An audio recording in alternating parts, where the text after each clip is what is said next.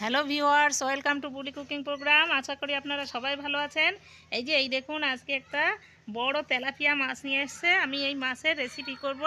মাছটা আমি রোস্ট করব। কিভাবে করব আপনারা ভিডিওটা না টেনে সম্পূর্ণ দেখতে থাকুন। আশা করি ভালো লাগবে। দেখুন কত বড় তেলাপিয়া মাছ। আমি আজকে এই তেলাপিয়া মাছের রোস্ট করব। তার জন্য প্রথমেই আমি মাছটা কেটে নিলাম।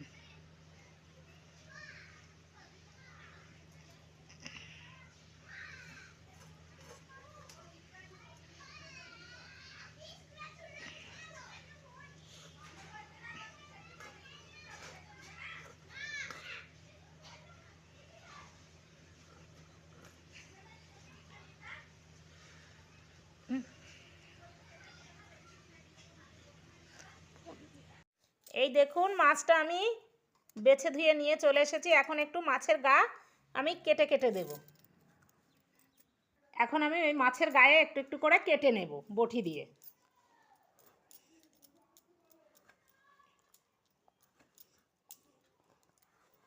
মাছটা কিন্তু অনেকটাই বড় মাছ, সেই জন্যে একটু বেশি কাটতে হবে। এই যে এইভাবে আমি গাগুলো কেটে কেটে নেব।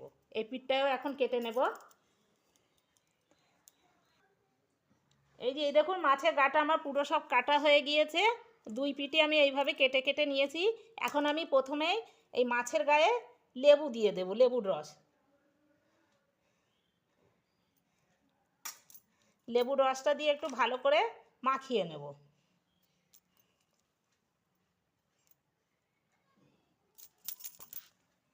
এই যে লেবুর রসটা দেওয়ার পরে এতে আমি একটু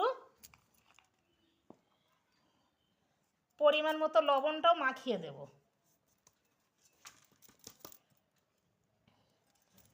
লবণটা মাখিয়ে আমি কিছুক্ষণ ঢেকে রেখে দেব। আমি কিছুক্ষণের জন্য মাছটা ম্যাগনেট করে রেখে দিয়েছিলাম।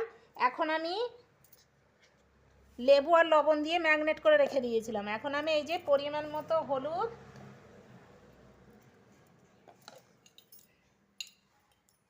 একটু জিরের গুঁড়ো, 2 চামচ জিরের গুঁড়ো নেব,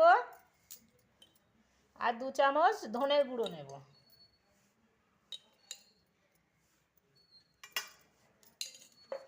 আর একটু আমি এই যে কাশ্মীরি লঙ্কা নিয়ে নেব।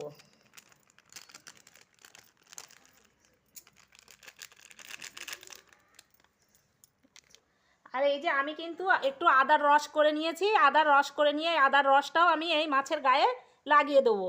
আমি আদা বাটা দিচ্ছি না, কারণ এই আদা বাটা দিলে কি মশলাটা পুড়ে যায়, বাটা মশলা দিলে পুড়ে যায়, মাছটা ভালো হয় না। সেই জন্য আমি সব কিছুরই রসটা দিয়ে দিচ্ছি।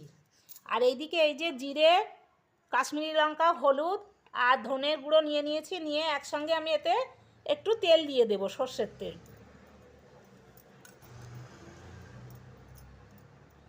এই যে সর্ষের তেলটা দিয়ে মশলাটা ভালো করে মাখিয়ে নেব।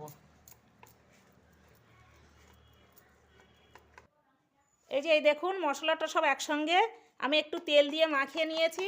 নিয়ে এখন এই মশলাটা আমি মাছের সারা গায়ে দিয়ে দেব।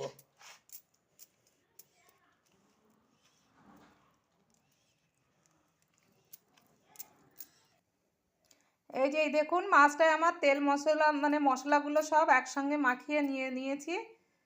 এখন আমি এই যে কড়াই বসিয়ে দিয়েছি। এই যে মাছে মশলা মাখিয়ে কিছুক্ষণ রেখে দিয়েছিলাম ঢাকনা দিয়ে। এখন আমি কড়াইতে তেল দিয়ে দেব।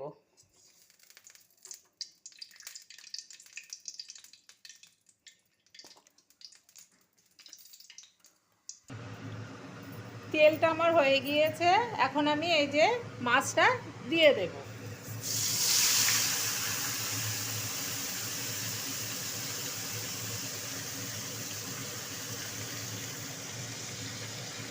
মাছটা দিয়ে প্রথমে আমি এক পিঠ ভালো করে ভেজে নেব।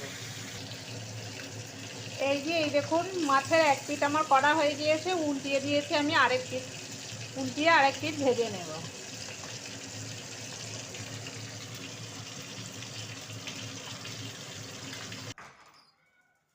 ব্যাস এই যে হয়ে গিয়েছে আমার তেলাপিয়া মাছের রোস্ট। আর যারা এতক্ষণ ধরে ভিডিওটা দেখছেন তাদের অশেষ ধন্যবাদ। যারা এখনও পর্যন্ত সাবস্ক্রাইব লাইক শেয়ার করেননি তারা প্লিজ লাইক শেয়ার সাবস্ক্রাইব করে আমার পাশে থাকবেন।